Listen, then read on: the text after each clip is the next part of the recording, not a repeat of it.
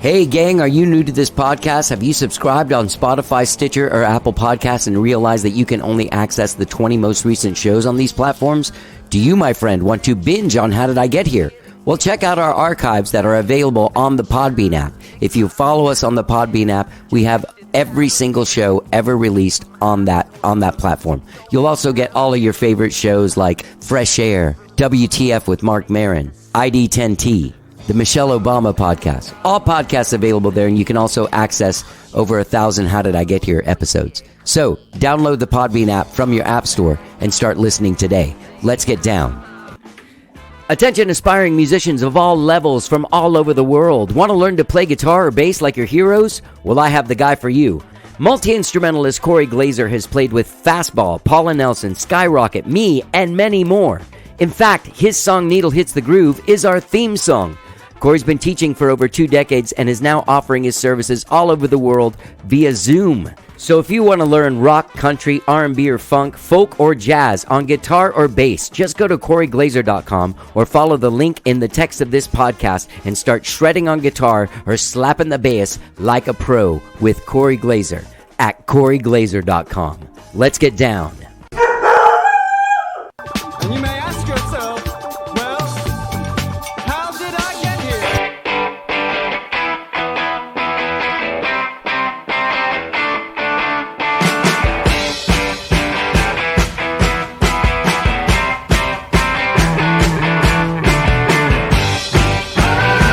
It's time for How Did I Get Here?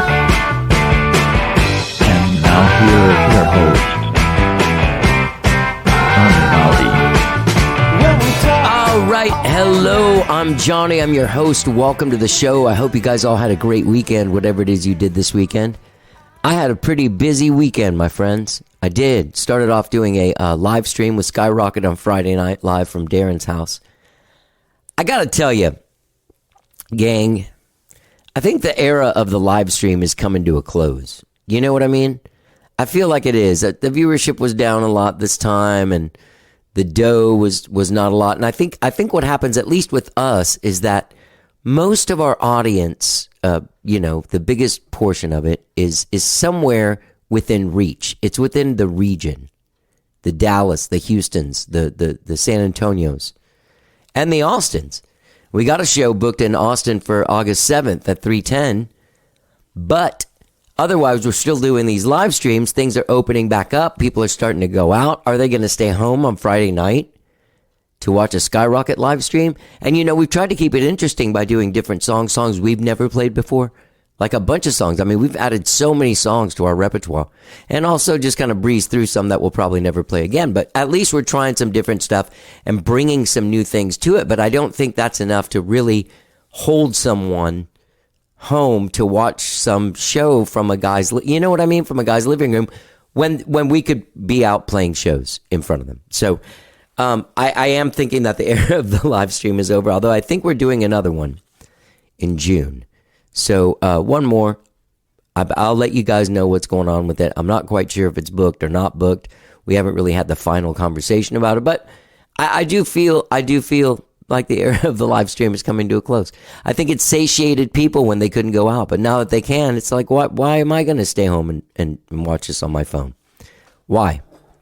I know I already said that. Anyway, that's what I did on Friday night. Then Saturday, I went to my grandmother's 98th birthday party in Houston. Woke up early Saturday morning, headed down there with my girlfriend. We had a great time. The whole family was there. Most everyone in the family was there. Generations of people. My grandma's going to be 98 on Wednesday. That is old. I mean, it's old. And there is a bit of melancholy that comes with that stuff, because you're like, these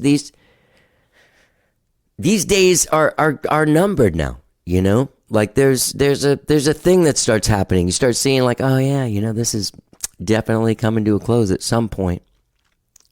Everyone hanging out. It's kind of a celebratory. I mean, my grandma's doing good. She's feeling good. She's as healthy as she can be, and she's got her faculty. She can, tell you stories, remember stuff, talk about stuff that's happening. She's a little bit slower than she used to be, but not like drastically, not like you would think someone would be, but you still, at least I do, because I'm really close to her. I talk to her every day. I have my whole life. You get to that point where you're like, okay, I had to start like preparing, taking the deep breaths, and appreciating every moment we can, you know. Glad I got to spend a month with her back in December. The beach house, if COVID hadn't happened, that wouldn't have happened. I would have been busy. I would have been playing shows all through the holiday party season. Not really hanging out with her like I did every single day for a month. So anyway, life is precious. Came back Sunday, was a little hungover, hung out in a mellow fashion the rest of the day. And today you can kind of, I feel like there's some kind of like, I don't know if it's molds or if it's what, I don't know what it is, but I think I've got some kind of allergies kind of nagging at me. That's what I think. I mean, I'm vaccinated, so it's not the thing. I don't have an itchy throat, but I have kind of tiredness and also this stopped upness that's in my throat and in my nose and my ears. So I hope that didn't freak you out. That's a lot of information, maybe a little too much information. Hey, gang, I want to let you know tickets are still available for my show with my band at 310 Austin City Limits Live here in Austin, Texas. On June 25th, I'll be joined by one of my favorite bands in town, the Bell Sounds, my friend Noel.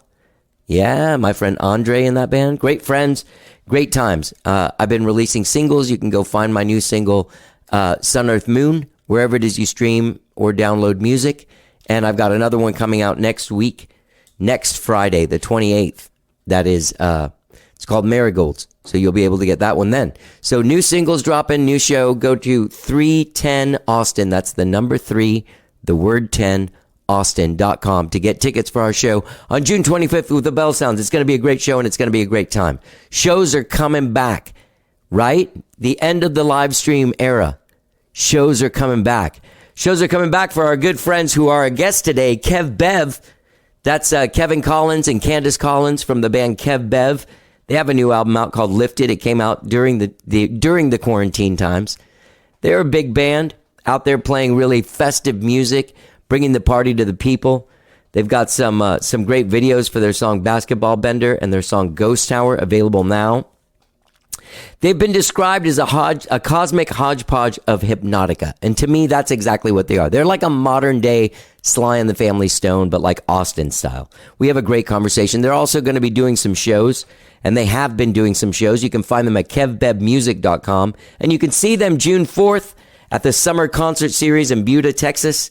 You can see them July 10th at Independence Brewery. As I said, go to kevbebmusic.com. We have a great conversation about what's been going on with them for the last few years. They've come on almost every time they put out a record. They come over and we talk about it. And we have a great conversation. I actually ran into them at the Sagebrush a few weeks ago at like this party for the anniversary, like the 3rd or 4th anniversary for Sagebrush. We were there. We both ran into each other. It's great seeing them. Great getting them on the show. I know the record came out last year. They wanted to come on, but it was in that month when I was out visiting my grandma, staying with her in Galveston. So we ended up finally getting it together. This new record is gorgeous. I do love the song Basketball Bender a lot. There's a great video for it too. You got to see it. Go to kevbebmusic.com. Anyway, they're out. They're playing shows. They're doing stuff. It's always great getting to talk to Kevin and Candace Collins from Kev Bev. So please enjoy our conversation right now. Let's get down.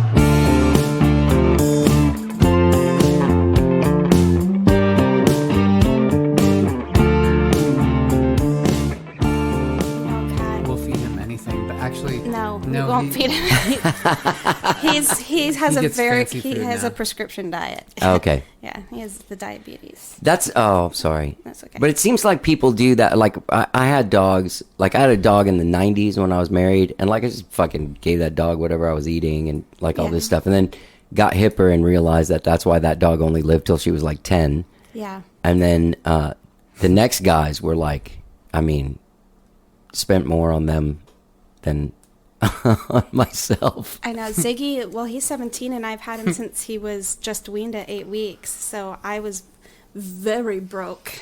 Yeah. For most of the time that I had him, and he ate whatever was like on the cheapest sale at HEB or Right, whatever. right. And but now, yeah, we are seeing the consequences of that Right. because he got the diabetes. But do you know about Cream Puff? Nope. Cream Puff, 38-year-old Austin cat. Guinness Book of World Records, oldest cat to ever live, And Austin, Texas. From what you were saying about, because you can look at what the animal was fed. Right. And he fed this cat, regular house cat, broccoli, bacon, and eggs, and sometimes we'll give him a dropper of Coffee. red wine Oh. and a mixture of coffee and milk. Yeah. So basically, And basically that animal human lived food. to be 38. Yeah. Oh. And, There you go. And the same guy from Austin, Texas, also had the second oldest cat on record. Just 34 Who years was old. 34, same diet. Wow. Yeah. That's insane. He also had a movie theater that showed like animal sounds and Yeah. That's nice. animal background to keep them excited. Did you guys release this record last year? It came out last year? Yes. Last year, Yeah. yeah. Because I remember you wrote me and like, hey, can I come in? But I was going to the beach for a month. Yeah. We released it around Halloween time, Okay. I think. Yeah. And we came up with the music video that was like kind of Halloween-y. Yeah. that, That's the Ghost Tower. Yeah. Yeah. That's a great video. Yeah. Yeah. Totally. Eric Power. He lived across when I first moved here 11 years ago. It was in this place on Riverside in Congress that has since been torn down to build like the watermark or whatever. Right. And Eric Power lived across from me, and he was like kind of still just getting started with his stop motion animation. Mm-hmm. Like he had this really cool studio, and like to see where he's gone from then, because he actually just put out a full length film the same time that we put out the music video. Wow. Yeah, called Attack of the Demons. Is that available places you can watch it? Yeah, where do we watch it? You can Netflix watch or- it YouTube on or something? Amazon. On Amazon? Amazon. Yeah. Oh, okay. Awesome. It's pretty good. And it's like gore, kind of like B movie horror kind of stuff. Oh, cool. I love that stuff. Yeah, it's cool. Did you guys record this before everything shut down? Like, what's the story with Lifted here? What happened? We had been recording, Okay. and we recorded most of the tracks already, and then I finished some of it over the quarantine period, which consisted of me recording the trumpet and some horns and some stuff in our house, and then sending it over to the engineer Nigel Clark, who did our previous record as well. Uh-huh. And so it was kind of a hodgepodge, mostly already pre-recorded. We did a lot of the post mixing and mastering from him sending it to me and me writing notes back instead of us being together in front of the console. And then, doing some overdub stuff. I actually recorded drums on a track in my garage and then sent it over, and he made it sound good. Wow. Yeah. Which track was that? That was the Arc. Okay. But he had to replace some sounds so that it sounded like a nicely recorded. Right. Was the plan to put it out in October before then, or was it going to come out sooner, or what? It's always going to come out sooner, and Right. there's always more things, and but once we realized that we were going to hit around October, we were excited because we love Halloween, and it seemed like an ideal time to do it. So. Right, but did did the pandemic play into any of? Honestly, Kevin's process of doing things at home, I don't think it really it didn't really delay us too much. So like process-wise, the pandemic didn't delay us, and we certainly didn't choose to delay because of the pandemic. Right. I will say it was a little heartbreaking to like release what every album, fortunately for us, every album feels like our best work. Yeah, yeah. As it should be, you know. And so, you know, it felt like, oh man, this is our best album yet, and it's like might fall on deaf ears. We don't even get a party to release it, Right. which was one of the reasons we wanted to put out like 2 really great music videos for it. And it seemed sense to finally do a commission with Eric Power for the stop motion animation, and obviously the basketball bender video. I love that video, so dude. Good with Shaka. Oh, you did it with Chaka? Yeah. Awesome. And Well, Shaka made an appearance. he made an Oh, right, right, appearance, right. But Yeah. really, the star of that was your choreographer. But wait, My Chaka dance didn't teacher. direct it. No, he just. No. And yeah, I saw him in it. I was just like, Yeah. wow. Oh yeah, But, Kevin and I yeah. always like write in storyboard Your and own. direct / our videographer also like in real time directs. And But my dance teacher did the dance choreo for it. So through the pandemic, I've still been taking dance classes, which are hip hop dance classes that are online, and he does them from his house, and we all watch. Yeah.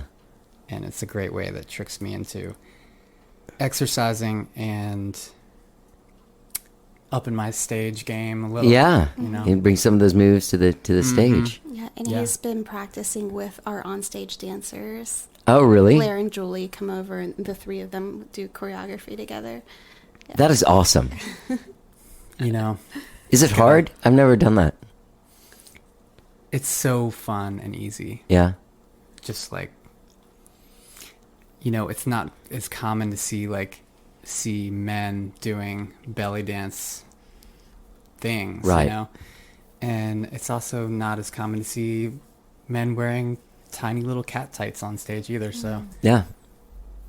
But Kevin does his own thing. Yeah. my own thing, right? Yeah, you should. Well, the record's fantastic. I mean, Thank you. it seemed there's. I know I've talked to you guys about this before, but like the thing that gets me is the Sly and the Stone Family kind of feeling about the music. Not like it sounds like Sly and the Family Stone. It just has sort of that same group of people having a great time together. You know, Yeah. doesn't matter who's singing, doesn't matter what's going on. It's definitely, that's one of our biggest inspirations. Yeah. And I like that you pointed that out. Doesn't matter who's singing or what's going on, because this album was actually our most diverse album. Yeah. In terms of lead singers Yeah. and writers of the songs. Alec, who wasn't even on any of our other albums, he's one of our newer members, 2.5 years probably at this point. He wrote 2 of them, and then I had a couple in the And the songs were majority of just so Kevin's. good that Yeah, they're we great needed songs. to get on there. Yeah. Is it when you're like when you write a song, Candace, you're writing for it, like for Kev Bev? Oh, well, when I write songs, typically what happens are like the guys will be jamming, and I'll like really like a jam, and I'll be like, can I have that one? Because I can probably put some words to that. Yeah, yeah.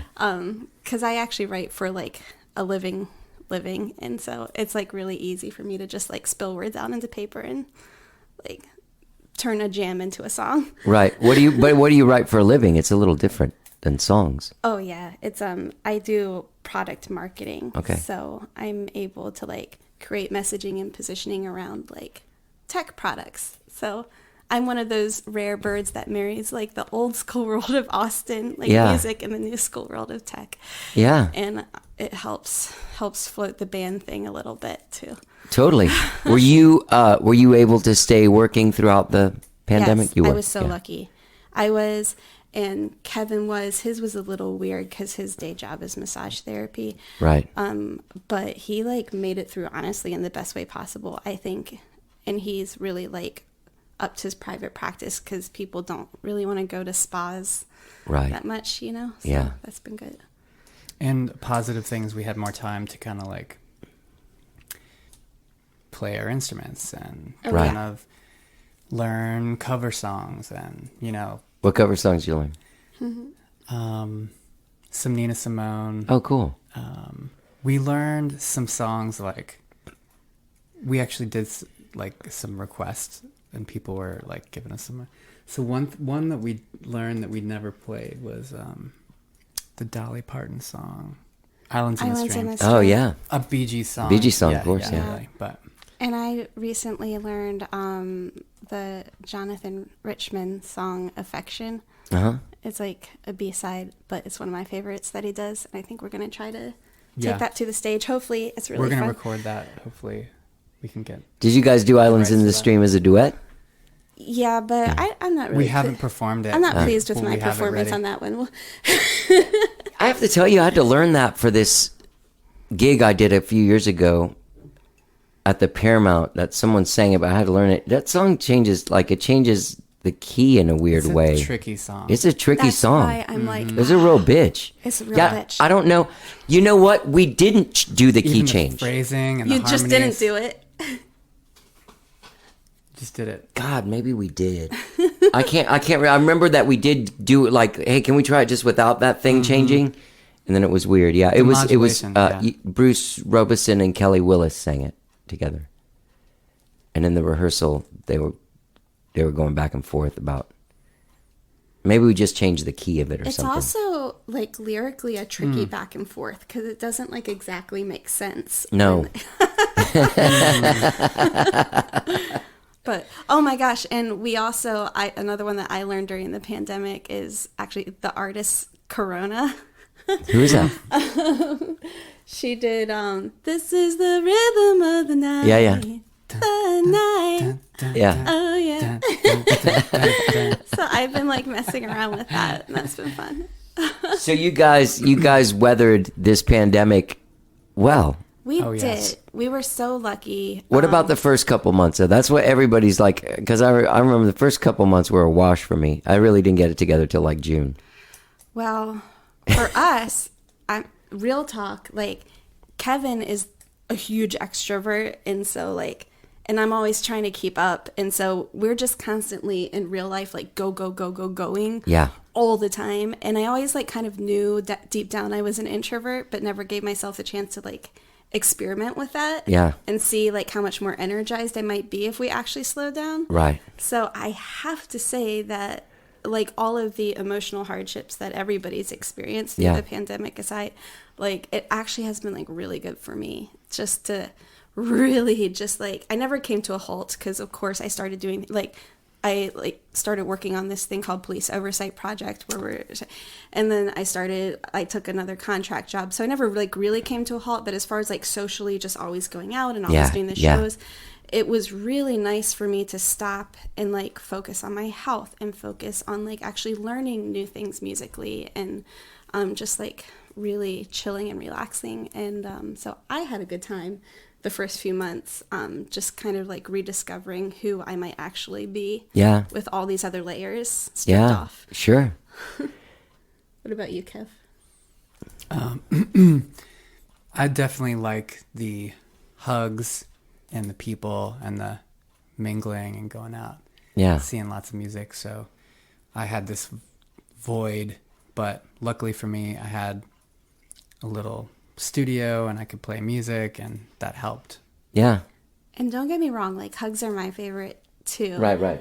Like I will never forget a couple weeks ago I was 14 days past my second shot, and I realized it actually the moment when Kevin had Julie and Blair, the dancers, over for practice, and I was like, oh my god, like today's the day, like I can hug. And I was like, Julie and Blair, can I get some hugs because they're vaccinated?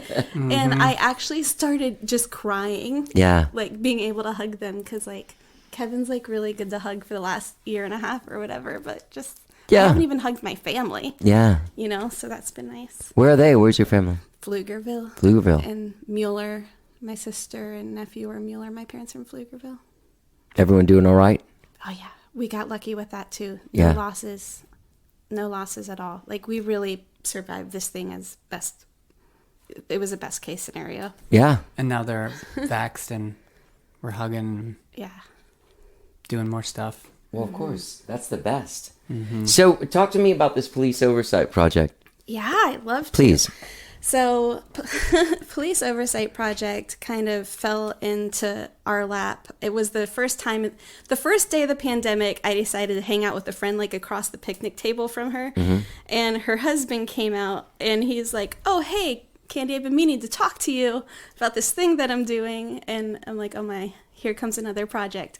But I was like really engaged in it immediately. And so basically, what Eric and like a few of the founders wanted to do was find out a tangible way that we could fight for police reform in Austin, because there's so much red tape. And so they found that Chapter 143, which was voted in by the people, by Austin citizens, could actually be voted back out. And Chapter 143 is what allows police unions to have all of their power.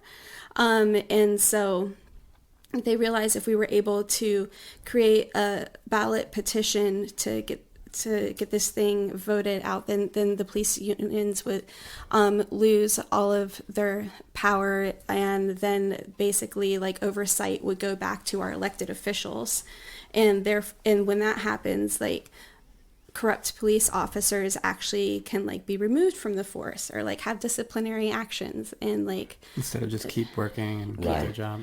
Yeah. So, for example, like the officer who killed Mike Ramos, he had previous offenses.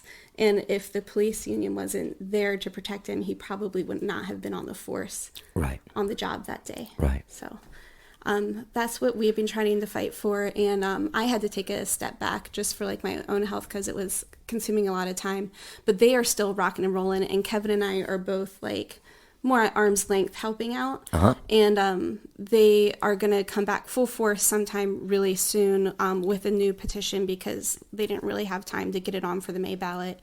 But keep an eye on them. There's a sister group in San Antonio who's doing great things as well. So It's good. I'm glad that they changed the name from defund the police to police reform, because just on a marketing level, that is not doesn't sound as appealing as reform. Right.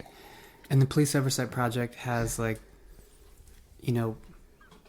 talked to officers that also, feel that, or either retired officers or officers that know that, it shouldn't be so much power in the police union. Obviously you want your protections as a employee, but Of course. And none of those would go away because those protections are grandfathered in. Right.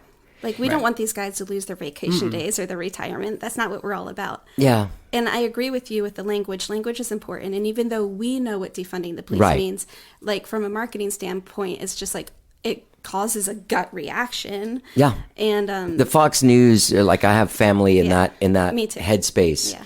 And that, like, are you into this defunding the police so they can go around raping everyone? Yes, You're like, no, that's not that's not what they're doing. But that's where it comes off as. And and that kind of language, even though we all know what it really means, it helps to polarize people. Yeah. Which is not what we're trying to do right now. It's not what Police Oversight Project is trying to do.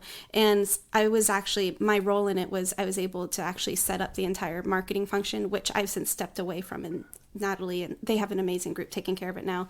But in setting that up, we had to decide like certain key terms we were not going to use at all. Right. And that was definitely one of them. And I believe that nothing is black and white, and there's a gray area to everything. And part of that, it makes for an unpopular opinion, especially like when people are like really, really going for the defund the police thing and anti-police. But I think there's just gray areas in everything, and if we can like help embrace that like middle ground, then we can actually make real change.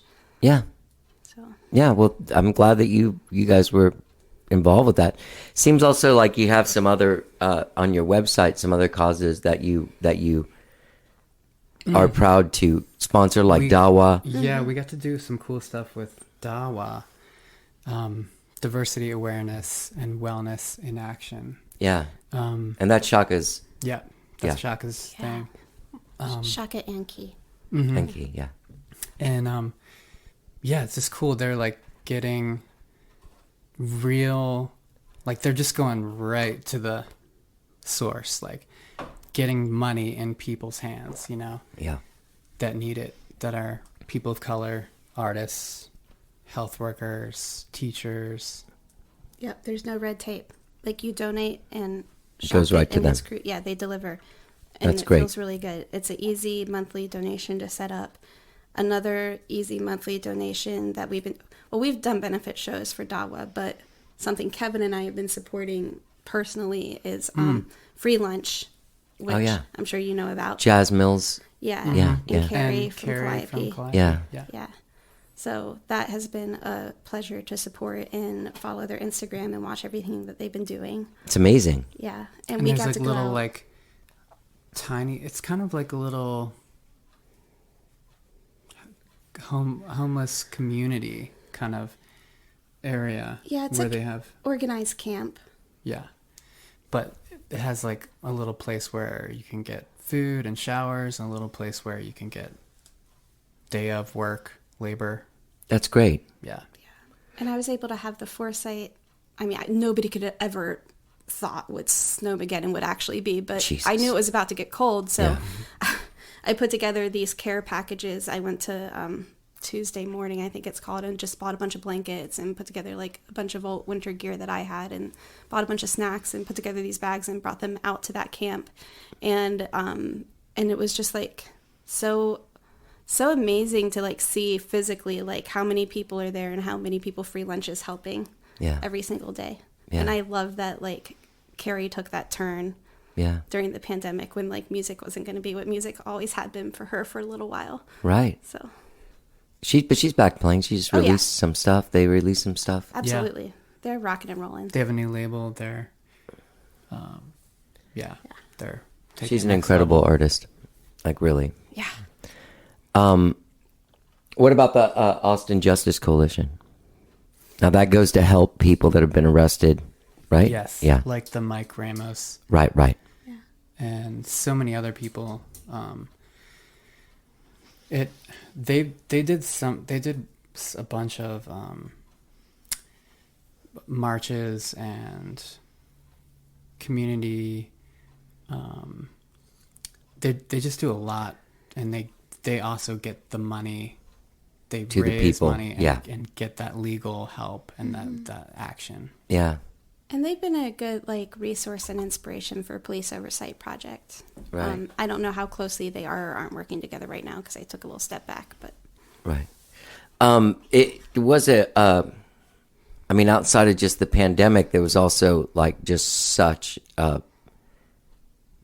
so much intensity, even outside of the pandemic, going on last year on all levels, you know, to the point where it was almost making your head spin. Did you guys go out and march at any of the marches and stuff? You did? yeah. And it was, with your mask on. It was kind of,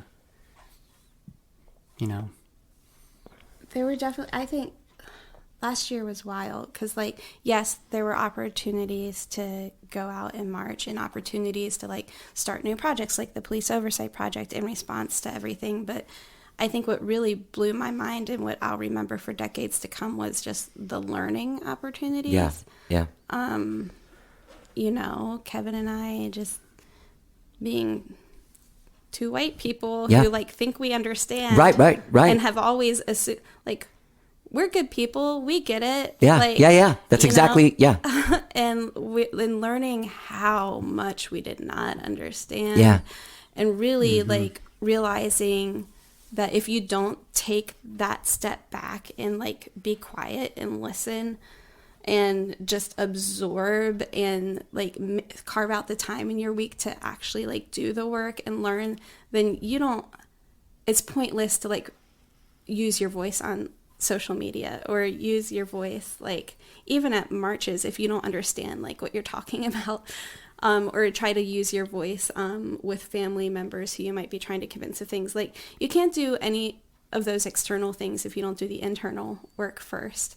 And I realized a lot last year how much of a fool I had unintentionally been previously, and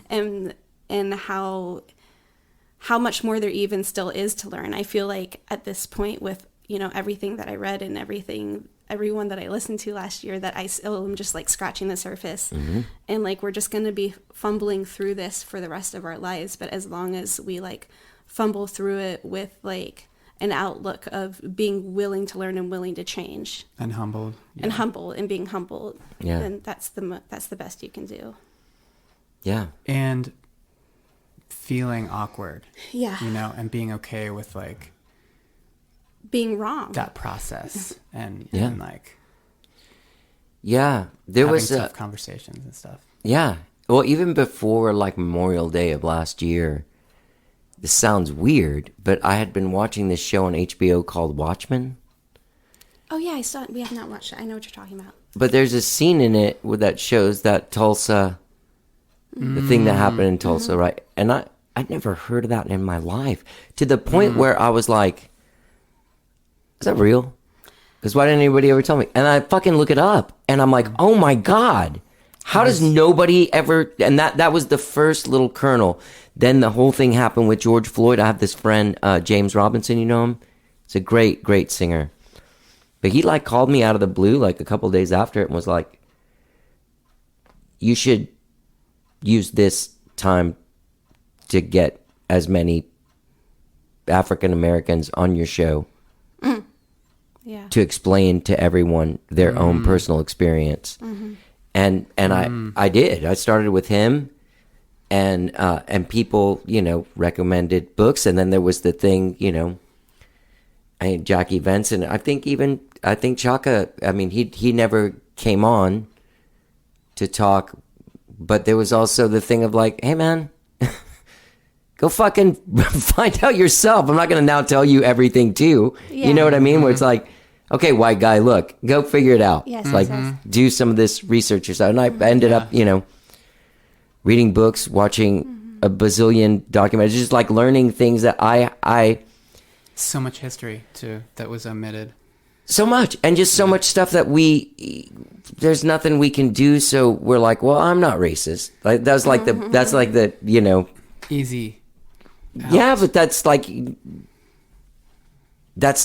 turns out it wasn't enough.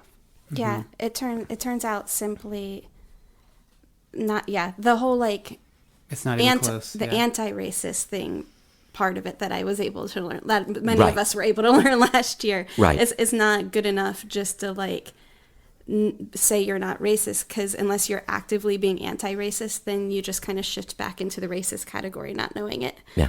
Because you're just like being complacent. Complicit. Yeah. Right. Yeah. Or you're allowing it. Yeah. You're allowing it to happen. Yeah. Interesting that you brought up Tulsa, because like we don't have HBO and weren't watching that show, but Kevin and I also discovered that part of history for the first time last year, unrelated. I think we were like going down a YouTube rabbit hole or something at some point. Yeah. And we had the same reaction. We were furious that we hadn't been taught that. And Kevin actually has since written a song on the topic, Really? which will be on the next album that we haven't even started recording yet. Yeah, it's called History Books. Okay.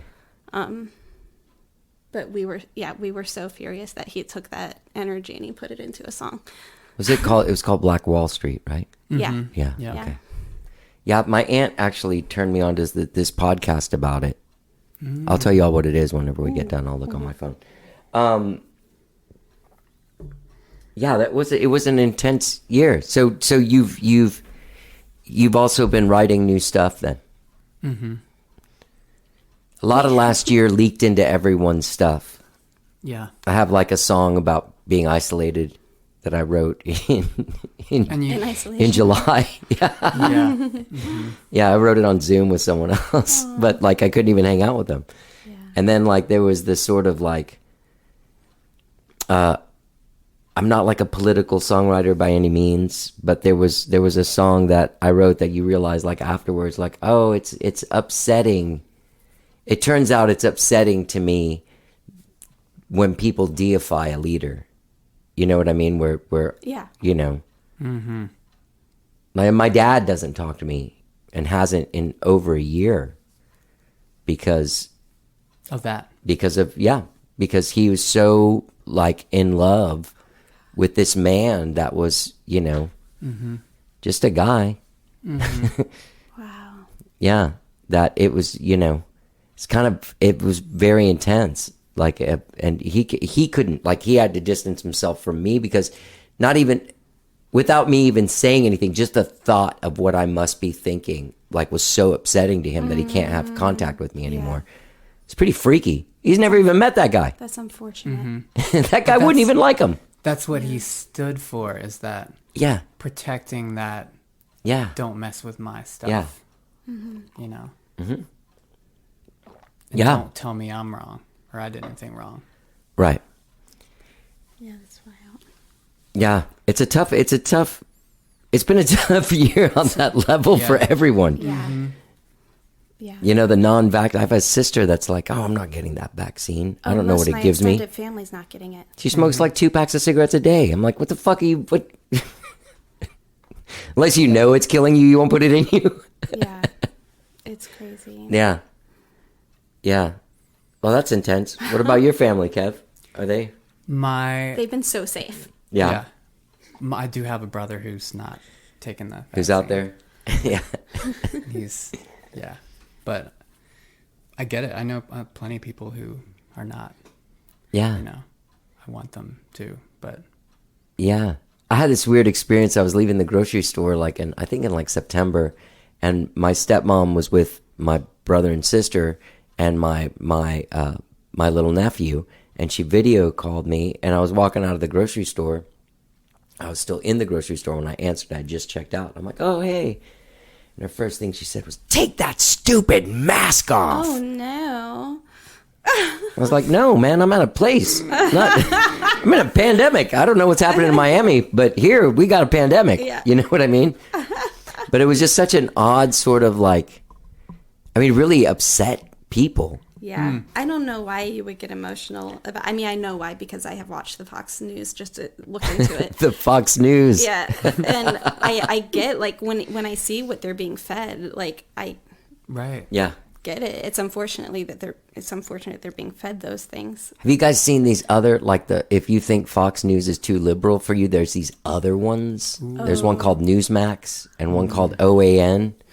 And I turned them on the other day just to see, what are they saying? You know what I mean? Yeah. So I put it on, and the first thing, they're like, the economy has started to collapse but it's collapsing, like a big, thing underneath, like, economy collapsing. And you're like, oh, okay. That's where we're at. That's where we're at. Yeah. It's an odd thing, but what's interesting is that in the same spirit of Sly and the Family Stone, and the message, it doesn't even have to be like an overt message of togetherness, but there is inherently in a large group of people celebrating together musically on a stage. Yes. That is inclusive, the same way that Calliope is. Yes. You know what I mean? And I do feel that way with music, that music can really help bring people together in this polarizing times. Yeah. And that's not good. And we do enjoy that part of it. But it's not going to keep us from also writing and putting out songs that are more social, politically motivated. We definitely had one called The Arc on this past album that we play out. And if you don't like it, you don't like it. But we have a voice and we have a platform and we're going to use it. And even Sly and the Family Stone. Yeah, they did that. Yeah. He navigated, throwing a party, giving you this uplifting thing, but then also had some layers of depth. Fucking thank you for letting me be myself is a perfect example of that. I mean, it starts off with a whole gun situation, you know what I mean? And then, sort of devolves into a mellower scene, but still a party. Yeah. And You could still, yeah, song of course, Stand, yeah. So you guys, you played some shows. We have been playing shows, and gotta shout out to Far Out Lounge. Yeah, they've done a for great that. job. Yeah, I think it was probably around late summer, early fall of last year. Kevin's I'm talking afar out about playing a show. What do you think? And I was like, hell no. That is so irresponsible. Not even interested in that at all. And he's like, well, come take a look at it. And then tell me what you think. Right. And we went there to see a show, and I was just blown away, and I couldn't, by how safe everything felt. Me too, yeah. And I couldn't logically think of a reason not to play a show there. Yeah. And since then, we've played multiple shows. And we got to play one this past Friday where we got to open for one of our favorite New Orleans bands, Sweet Crude, there. Oh, awesome. And it was like so fun. And they've turned the old stage into a green room even. And it just like seemed, every time we go, it seems more and more legit. So they moved that stage over to the side permanently. It's the one that when you come out and see it is no longer. The tent one is the new stage. Yeah. I went there a couple of weeks ago and saw a show. Yeah. And we got to play one at Meanwhile Brewing, which is our neighborhood brewery. So that was cool. They have a gorgeous stage. Yeah. We got to see Moving Panoramas there the other day. Oh, they're great. Such a great show. And some of these places have started to allow, just this past weekend, dancing with masks on. Yeah. Like before, we would be like, hey, y'all, you can dance In your seat. in your picnic table style with your shoulders moving back and forth like this, but you got to kind of stay there. You know, like, and then Now they would even dancing is have back. people come over and say, hey, sorry, you can't dance. We got to have you sit down. Yeah. But now, if you have your mask on, people are, in some places, allowed to kind of dance. Yeah. It's coming back. Yeah. God, I'm so glad. I was Dancing. freaking out. Touring's going to come back. Yeah. We're almost out of the woods. I know. We're not going to reach herd immunity, but Why are people saying no to that vaccine? I mean, I understand why one would say no, because you are putting something in your body that no one knows what it's going to do to you in 10 years. Okay, I get it. But also, I don't want the thing in my body that kills people. You kind of do, because this isn't our first rodeo with this type of vaccine. Exactly. You're right. Yeah. Just get the fucking vaccine. Sorry, I can't. No, you're allowed to cuss. Yeah. Oh, this is freedom. Yeah. And the other thing that I didn't know historically about the Tuskegee thing, which is where they... Okay. Yeah. It was like...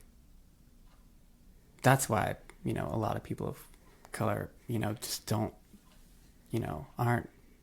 don't trust. Exactly. Exactly. Yeah. Don't trust it to be legit. Yeah. Yeah.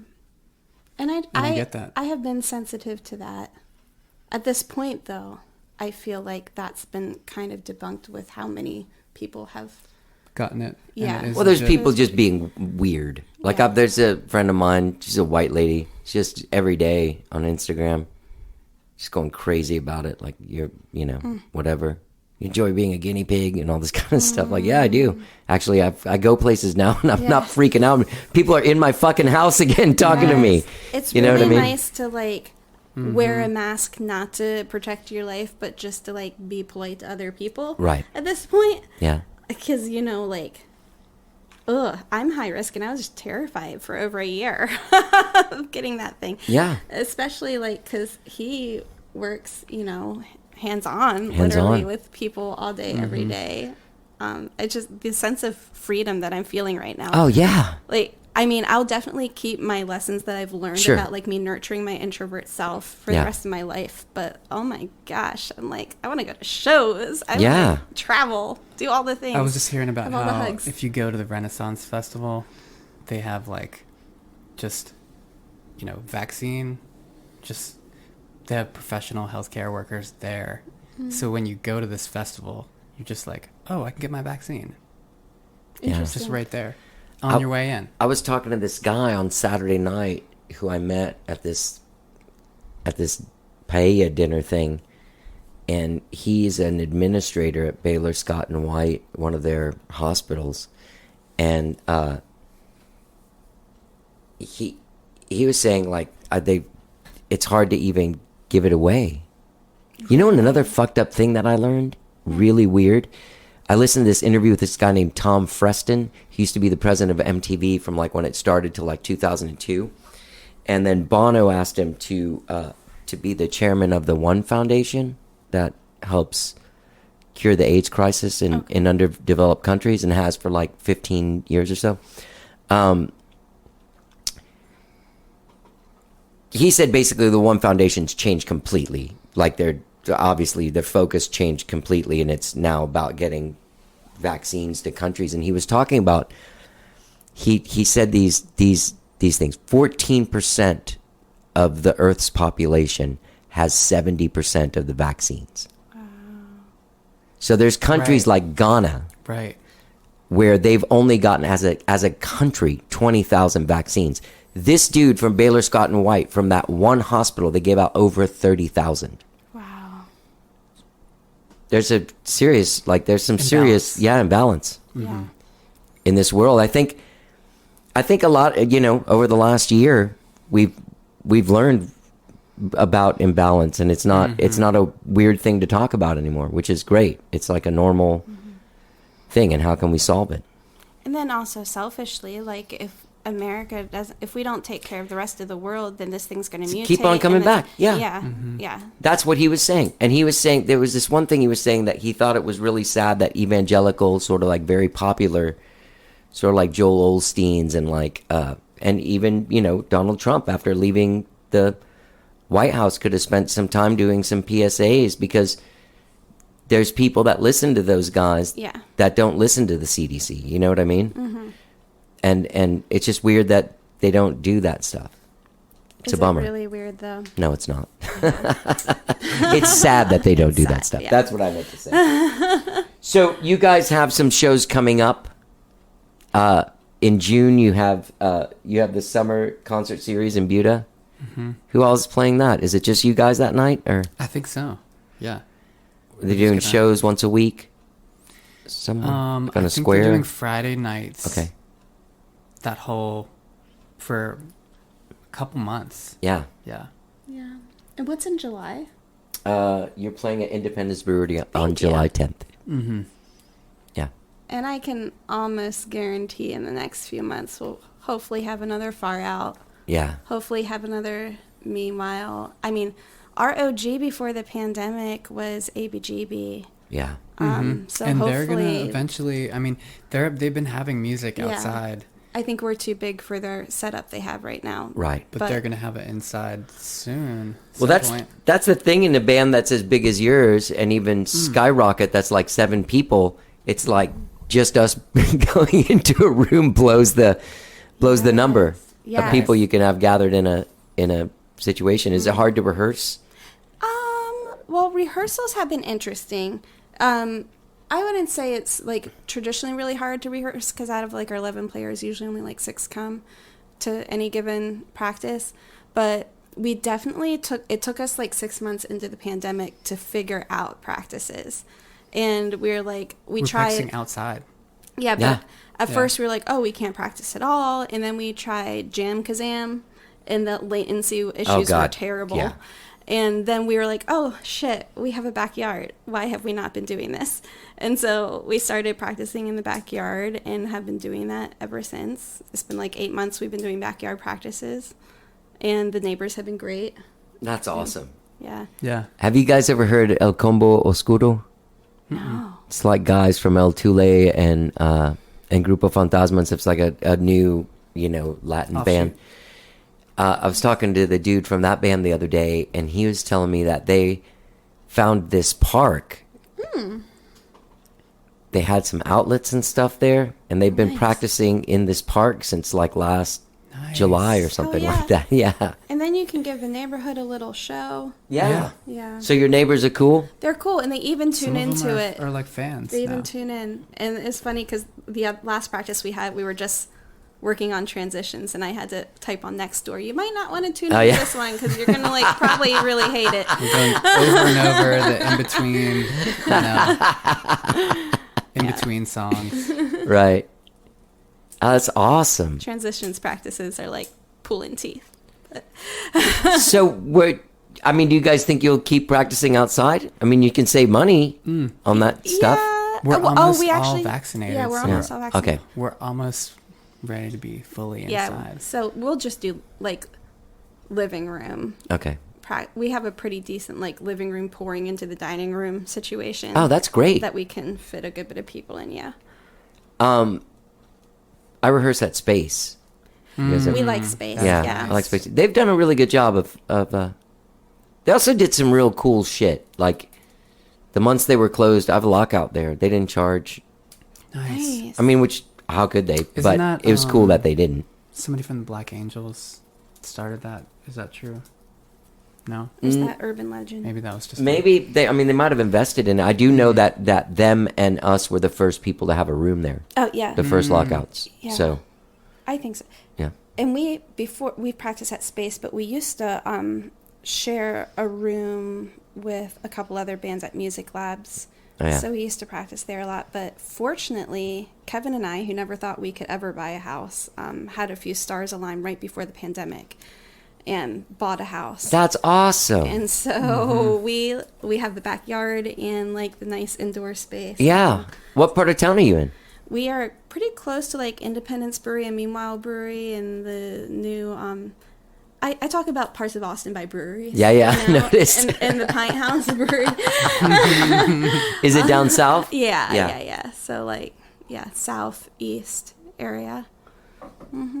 I went to this place the other day. Have you guys ever been to Sam's Town Point? Oh yeah. I've never been there until Friday. Oh, you saw that show? What's his name? Chris, it's famous because yeah. he's the guy's grandson. Scruggs. Scruggs.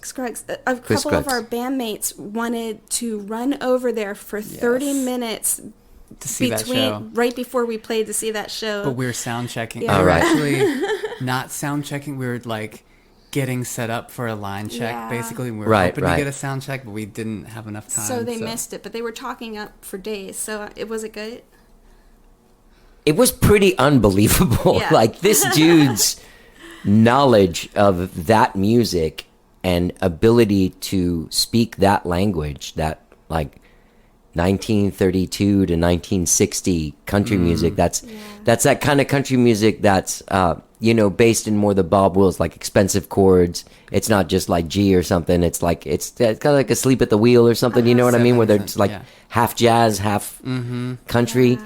And he had like a lap steel on a stand. It was just a trio: bass guy, a drum guy, and this guy Chris Scruggs playing a Telecaster and like this thing, and it just everything. It was just unbelievable. It's making the hair on my arm stand up. Oh my gosh. Yeah.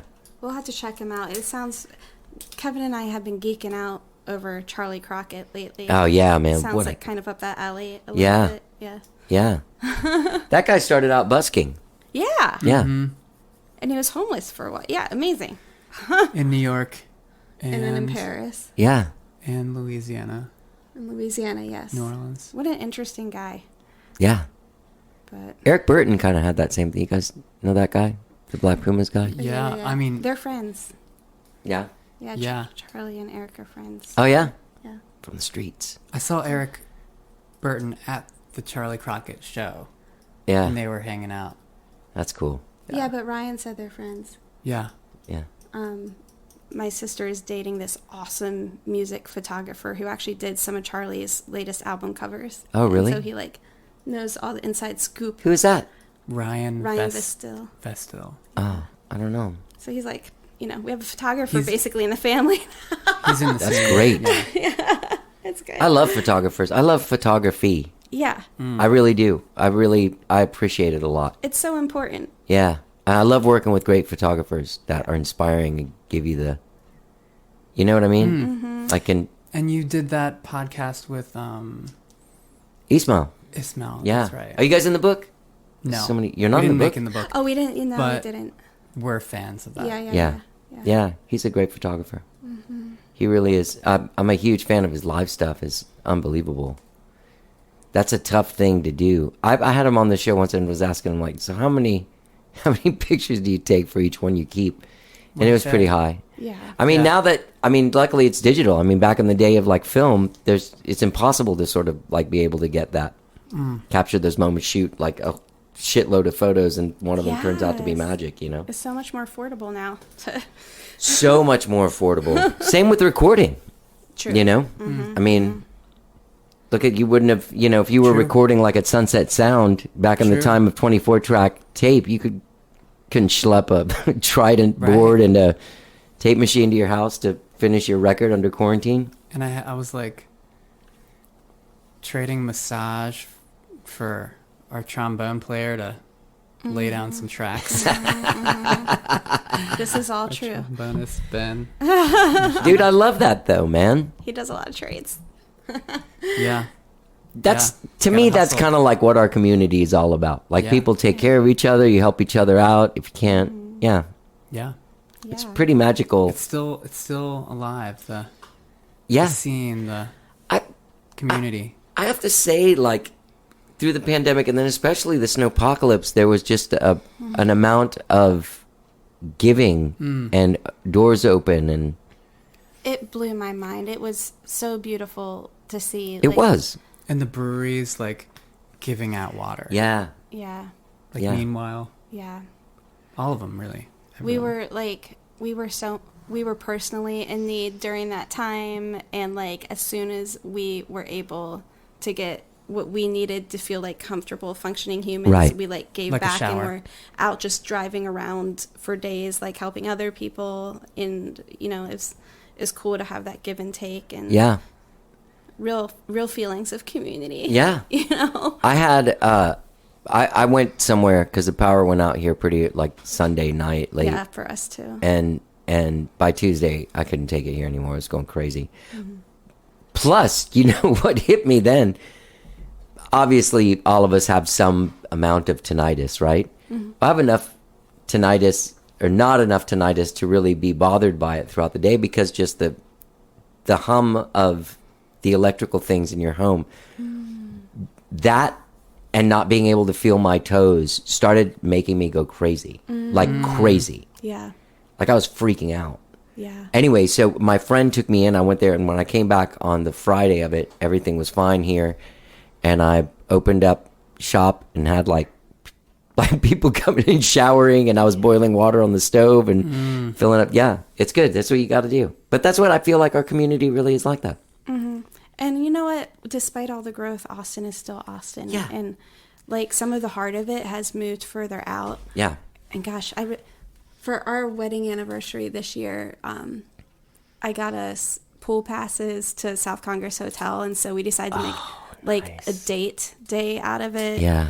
And walking around that neighborhood was just, it put me in like kind of a bummer emotional spot, just because I was like, I don't even recognize South Congress Right, anymore. right. Like it was crazy. Like all the new kind of restaurants and build out things. I was like, across what the is street. this? Is this even my city? And Yeah. I got like kind of bummed out about it.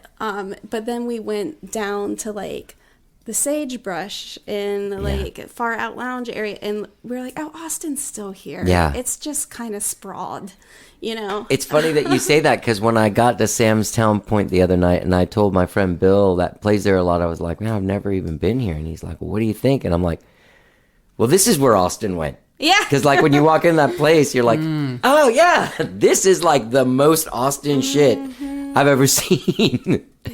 Yeah, it's pretty isn't cool. Can't you like bring your own liquor there or something? Isn't that something like?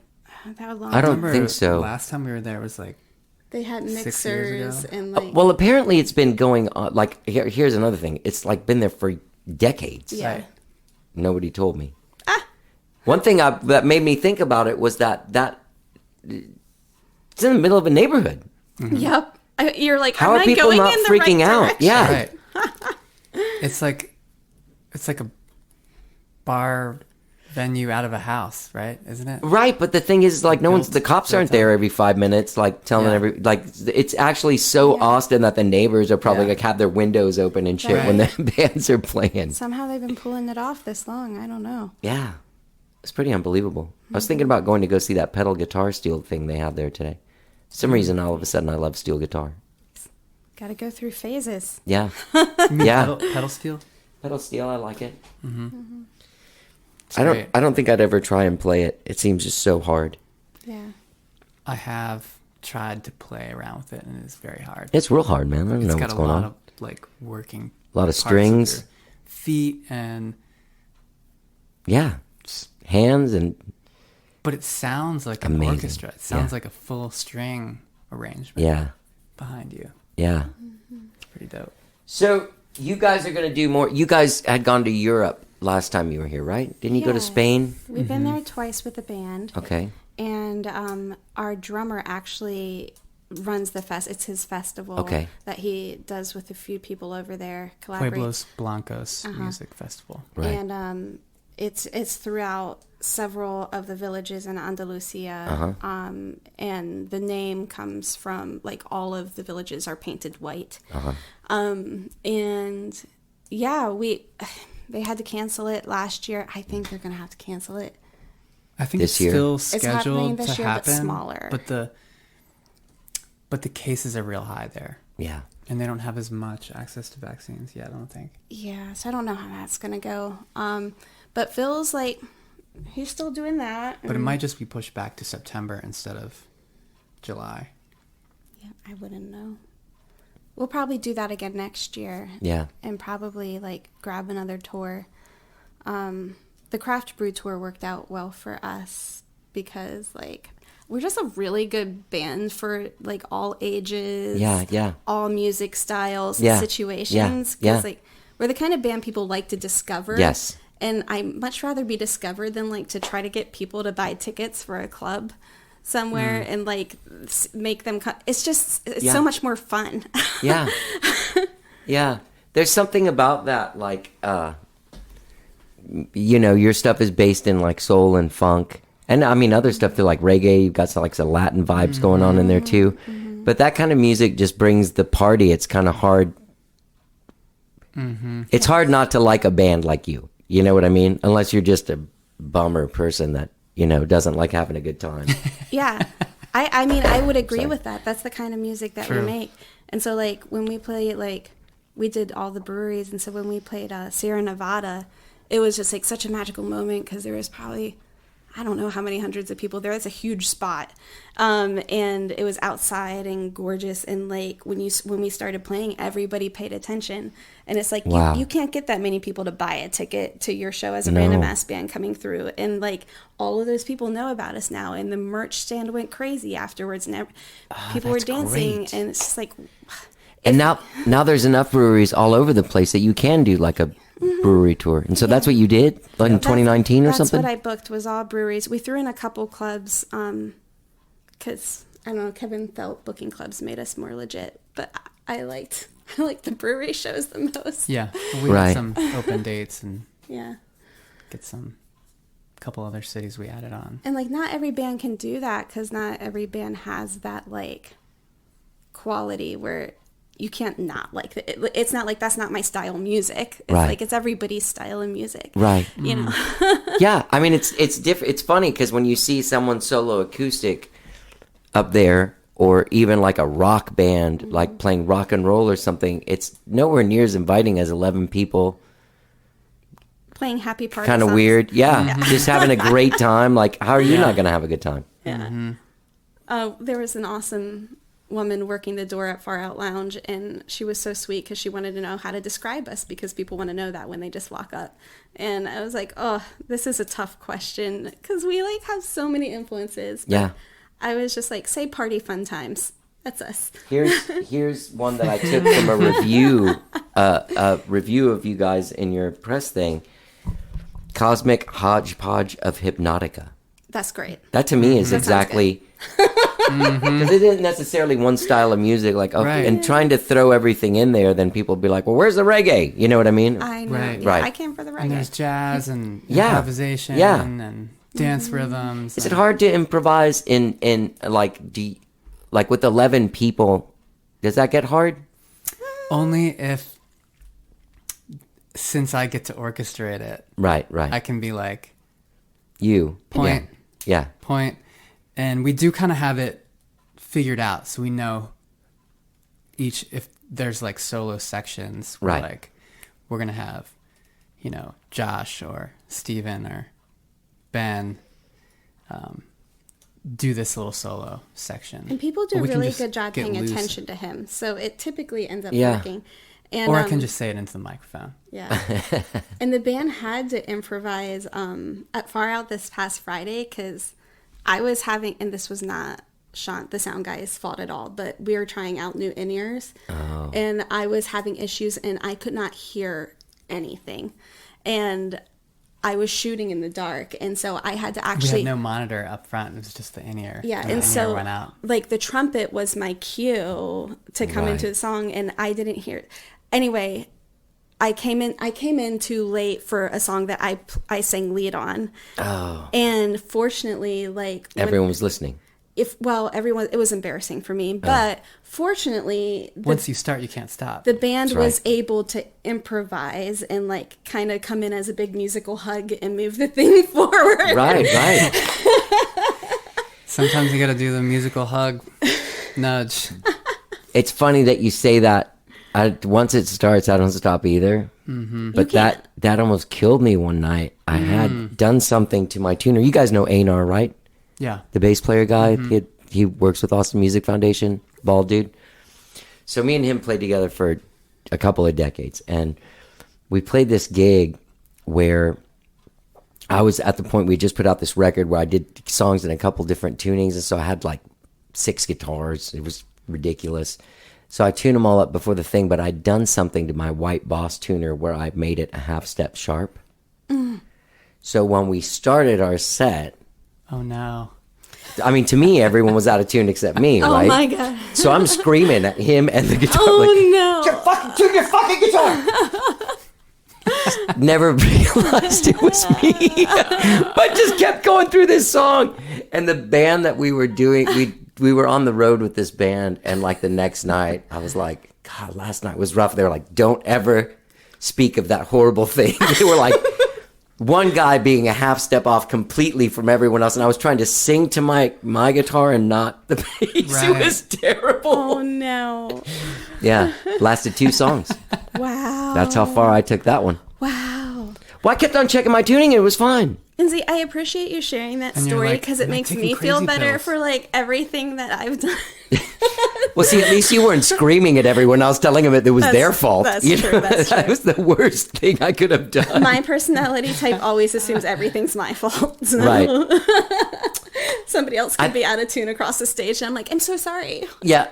I feel like I've adopted some of that because that was like 20 years ago or something, and I still had a little bit of the LSD, the lead singer disease on there. Like, this is definitely not my fault. I'm the guy. So you guys, you get tune on the fly to me. Just tune the bass. Exactly. Yeah, I'm glad we figured that one out. Okay, so that's a nightmare. Nightmare. It's a nightmare. Oh, here's something I was going to ask you, and I almost forgot it. Are you guys going to record? Now you have 4 records, right? Yeah. What about a live album? Actually, one of them's a live album. Oh. Yeah, we have... Oops. No, that's right. We have 3 studio albums and 1 live album. Okay. Which we did at St. Elmo Brewery. Yeah. Oh, wow. Oh, that and brewery. It was like packed, and it was this really awesome outside. And we had old bandmates there because as like a 10 or 11 piece band, you like playing 7.5 years, you cycle. Yeah. You know, people have life things going on. They move.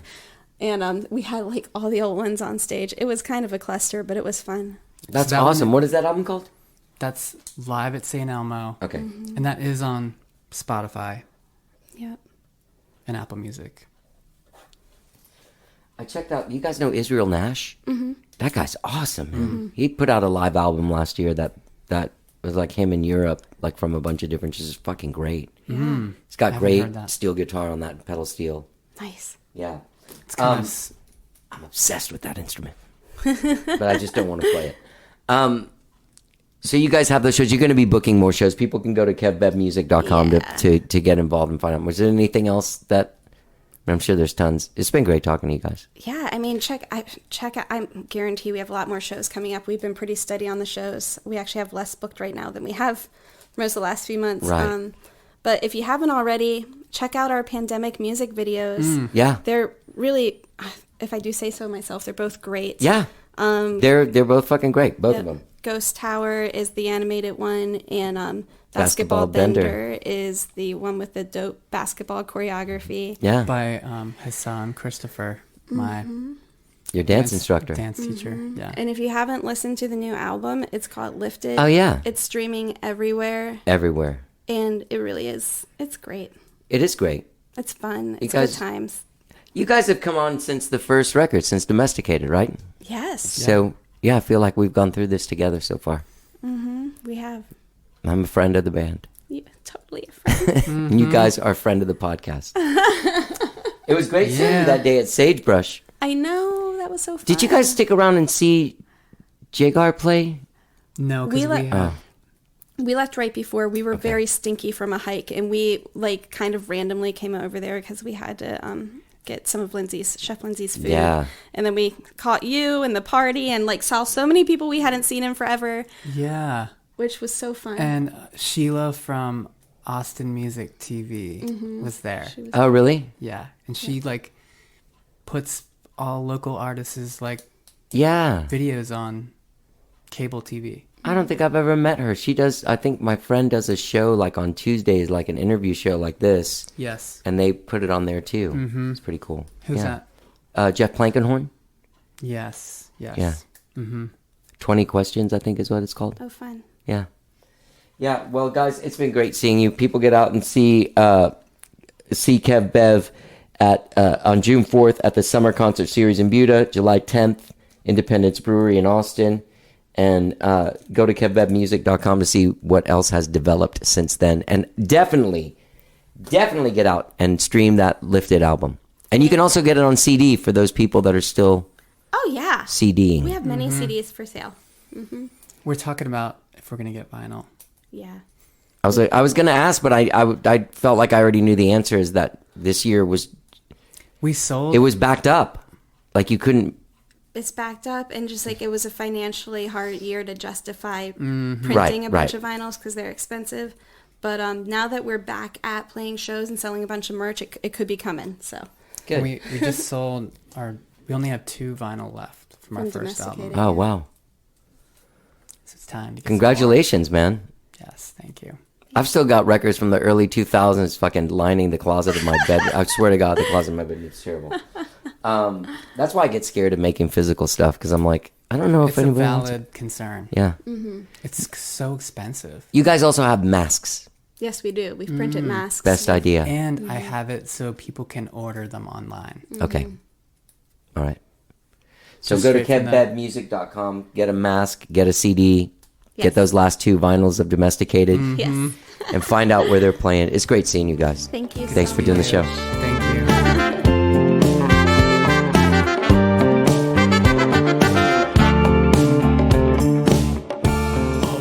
Kevin Collins and Candace Collins from the band Kev Bev, their new album Lifted, out now. Go to kevbevmusic.com, find out when they're playing at a show near you. Check out their videos for Basketball Bender and Ghost Tower, and check out the causes that they support. Dawa, Police Oversight Project, and Austin Justice Coalition. All right? They're playing shows, so go to kevbevmusic.com for all of your Kev Bev music needs. This album Lifted's fantastic. Hey, gang, don't forget, when you're out there checking out kevbevmusic.com, you can subscribe to this podcast wherever it is that you find podcasts, be it Spotify, Apple Podcasts, TuneIn, Overcast, Stitcher. New shows every Tuesday and every Friday. Every Tuesday, every Friday, new shows. All right, let's hear the rest of this music from Kev Bev. Have a great week, whatever it is you're doing. Let's get down. My friends are trying to